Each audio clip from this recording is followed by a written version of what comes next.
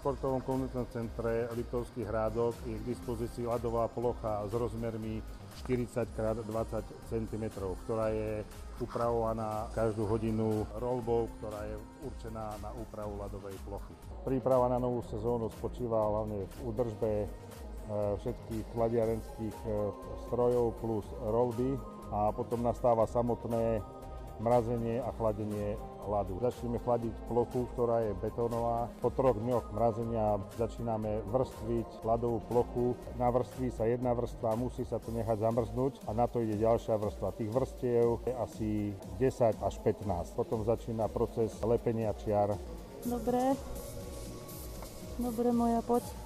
Dobre. Všetky čiary sa musia nalepiť plus reklamy a na tieto čiary reklamy ide znova to vrstvenie ľadu, ako bolo na začiatku nejakých 10-15 vrstiev, aby sme dostali hrúbku ľadu maximálne 3,5 až 4 cm.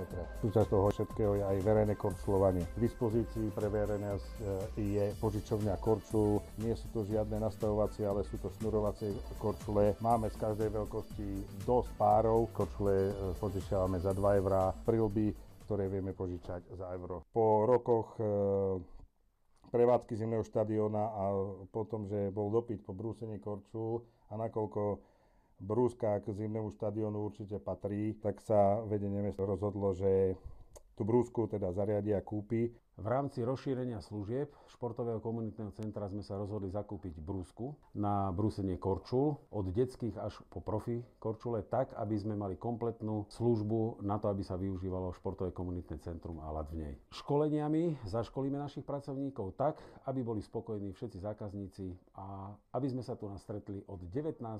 tohto mesiaca na ľade s ostrými korčulami.